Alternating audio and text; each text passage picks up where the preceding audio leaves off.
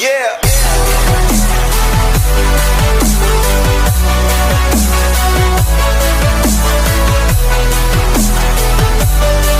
Hey, what's up, Sephiroth here, and for today, we are going to be doing something that I have been wanting to do for such a long time, ever since they finally ended Ultimate, and that, my friend, is counting down the top 10 best Smash Bros. Reveal trailers, but not just Ultimate in general, but also the other trailers like Smash 4 and Brawl. Now, the thing is, I was originally supposed to make this sort of listing about a year ago, where all of us assumed there was going to be only 5 characters for DLC, since we all thought the 5th character was gonna be the last one. But after the success of the first Fighters Pass, we got ourselves a second one, which means I had to delay it even more. And now with all this out of the way, we can finally rank and we can finally count down the top 10 best trailers of all time. I've been waiting to do this, so it's finally time for me to do it. So there really are no any special rules. All I can say is that I watched every single Smash trailer. That's the thing. So that's pretty much gonna be a lot of opinions I had to say about it, but all I can say, obviously, these are my top 10 opinions, and there are no really special rules regarding about it, but all I can say is that enjoy the video, and let's count down the top 10 best Smash Bros. Character reveals.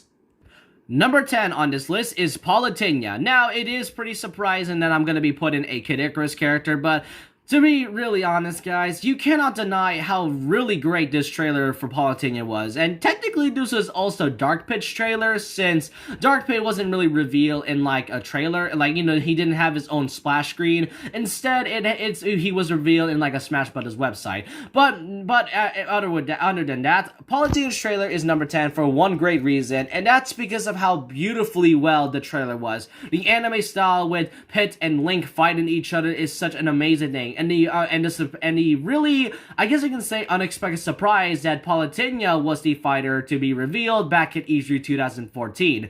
Like, Kid Icarus Uprising, I remember, sold very well, and it was a good way to revive the whole Kid Icarus series and all. And the way they revealed Palutena is just such an amazing thing. And the teaser of Dark Pit at the end, like I said, pretty unique, since he didn't have his own splash screen and didn't really got himself a character reveal until the Smash Bros. 4 website. All I can say is that Palutena at least deserves a number 10 spot for how amazing the trailer was. And I forgot to mention is that number 10 doesn't really, you know, if the character is like number 10 through 6 and all, that doesn't necessarily mean that they're the worst trailers. They're still great, but not really deserving to be one of the top 5 or top 3, you know, parts and all.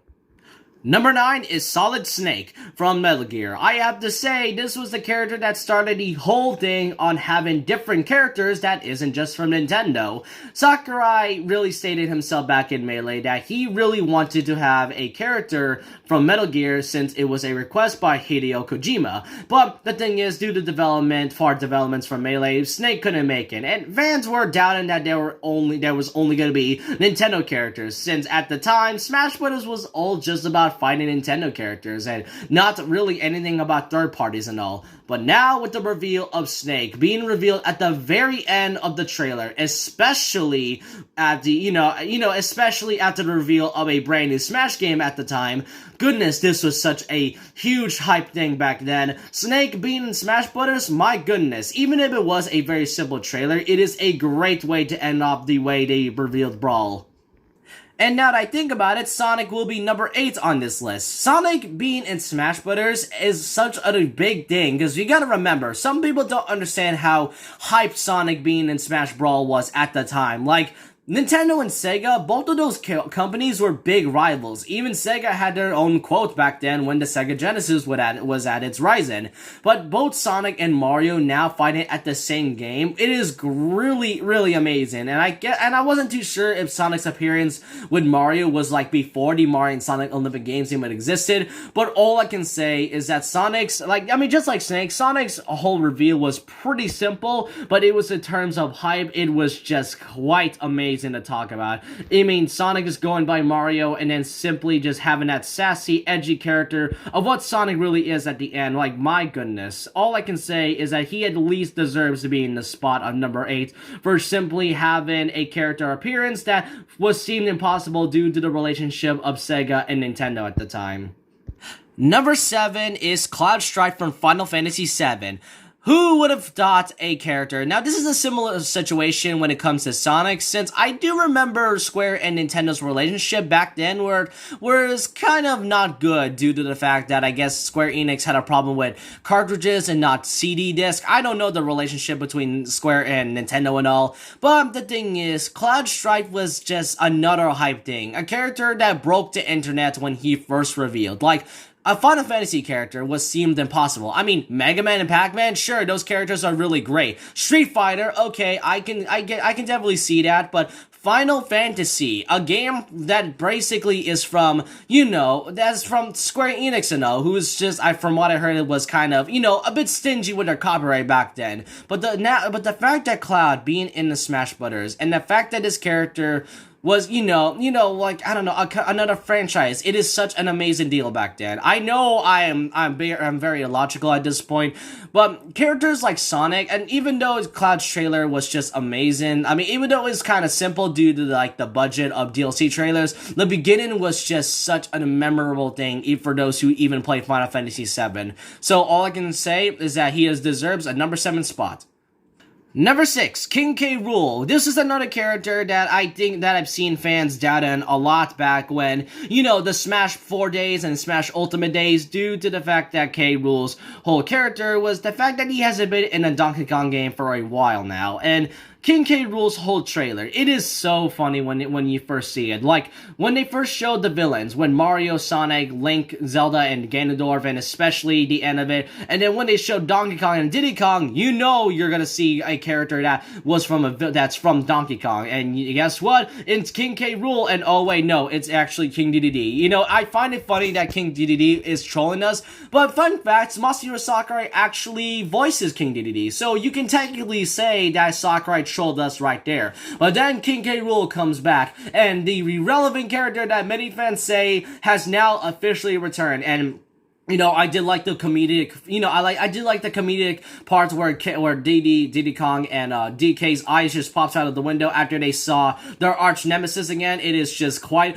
hilarious, and especially that big clash at the very end. My goodness, this was a good way to return a character that hasn't been part of the Donkey Kong franchise in a long time, and you know what, this is really why I wanted to put him at a somewhat higher list. But speaking of characters coming back, Banjo and Kazooie deserves, I think this is number 5 on the list, but Banjo-Kazooie, this is another thing that fans really like, but this is a character that is so heartwarming to many fans because of how long it has been since he was in like a Nintendo console. Since their buyout from Microsoft, Banjo and Rare hasn't been in any sort of Nintendo console for the longest time. And I think their last installment from a Nintendo port was back in, I think it was Banjo Pilot and all for the Game Boy Advance, but Banjo-Kazooie. And we gotta remember, Microsoft, PlayStation, and Nintendo were all at wars back then. They were all at wars to see who has the best consoles and best games and all, but Phil Spencer, who is I think the head person of Xbox, even stated that he really wanted to see Banjo-Kazooie in Smash. But the fans kept doubting this character to come. And the fact that he returns after coming back and being bought out by Microsoft for so long is just such a heartwarming thing. And even though the trailer is just almost the exact same as King K. Rool's trailer, it is such another great way to bring back a character that fans seem to see as impossible due to the relationship with Microsoft and Nintendo. I'm seeing a pattern here at this point. Number 4, Joker from Persona 5. Oh my goodness, how can I say this? Joker was a character that no one, and I mean no one, expected. Back when the DLC was first announced, it was confirmed that Nintendo was the ones who were chosen the characters for the first Fighters Pass, and it turns out that the first Fighters Pass characters were already decided. So fans were already speculating that the first character would just be, like a character from Nintendo, maybe someone like The Legend of Zelda series, maybe the Kirby series, who knows. But then the Game Awards of 2018 came out, where that day was, the day before Ultimate was released for worldwide and all. that's when we get to see the reveal. When they showed Joker and then running around, and when they said, and when Morgana stated that they had a special invitation, fans were not thinking that Joker from Persona 5, would even come to Smash Brothers. That was such an unexpected way to not just start out the first Fighters Pass, but basically, a character that was not chosen by, that is, a way to just not start off. Like, I think I remember Sakurai saying that he was one of the characters that he chose personally, and it was only because of how impressed he was by the Persona 5's AI, which is what inspired Smash Ultimate's menu. I have to say, a character that no one expected is such a Joker and Persona thing to do, really. But now we finally get to the top 3 characters, starting off with Sephiroth from Final Fantasy VII. Who would have thought Cloud's arch nemesis had a better trailer than Cloud himself? But to be fair, it was due to the budget of all. But anyways, just like Joker, Sephiroth was a character that no one expected, because due to how much low representation Final Fantasy has in Smash Brothers, because like at the time before Sephiroth, Cloud only had 2 spirits, 2 music tracks, only 1 stage, and basically not anything else. And not only that, Cloud didn't even have his official artwork at the time. So it kind of just shows that the whole license is super strict when it comes to Square Enix terms and conditions and all. But then Sephiroth came. Like at the Game Awards 2020, everyone was thinking that what character could it be? Maybe it could be Jonesy for Fortnite and all. But then Galeem was slashed in half. And then Sephiroth just comes in out of nowhere. And when they heard One Wing Angel, you know this character is gonna be bad. And in like a good way, not like a bad way. But Sephiroth, who would have thought a villain from a character from Final Fantasy VII would even come to Smash Brothers? And even the first ever villain character, not counting Piranha Plant. Piranha Plant is more of an enemy type. Sephiroth being the first character, who is a villain as DLC, was such an amazing thing. And even to this very day, I'm still shocked that Sephiroth didn't Smash Brothers in the first place. But oh boy, it gets better than that when we get to number 2, Steve from Minecraft. This was the most wackiest character that I've ever seen. I mean, sure, Wii Fit Trainer was an odd character since she never fights, and same goes with Duck Hunt, but Steve from Minecraft, a character that is part of one of the most best-selling video games of all time in Smash Brothers. The thing is what makes Steve such an amazing pick was how super out of place it was. And Mr. Game & Watch, yeah, I mean, sure, he's a flawed character that, from a game that is consistent of a, something to do with a Game & Watch and all, but Steve, who looks like he's super photoshopped, isn't Smash Brothers. Like, I mean, like, when they first started out the trailer, it was first gameplay, but then once Mario got blasted into that cave, and then whenever you see those, when you guys saw those blocks, and especially the mob noises, like creepers, enderman, skeletons, etc., you would not expect how extremely, I'm still in disbelief that Steve is in Smash Brothers. Like, Steve's inclusion is the equivalent of Sonic's inclusion in Brawl. Like,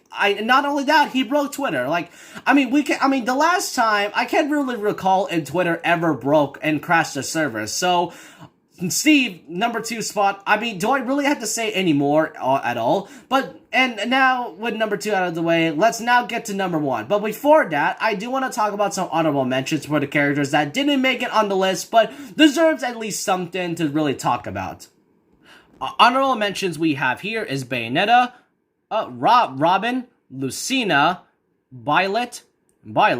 We also got Mewtwo, Ridley, and finally, Mega Man. These are all the characters that didn't really make it on the list, because even though I love all of their trailers, they didn't really make it to the list because I had some very tough decisions on who to put. But they at least deserve an honorable mention right now. But now, let's actually get to the number 1 best Smash Bros. Reveal trailer, in my opinion. And for those who even saw for those who are a fan of my channel, I think you guys know what number 1 is. But for those who don't, number 1 is Sora from Kingdom Hearts, a character that I've been talking about for a long time. Now, yes, in terms of the trailer, fans mostly see it as boring because it was mostly just, Sora just flying around and, flying around like Peter Pan, not doing much of action and all, but to be honest, in my personal opinion, I kind of like to keep it that way because the thing is, like the way they started up the whole trailer for Sora was so symbolic in many ways possible.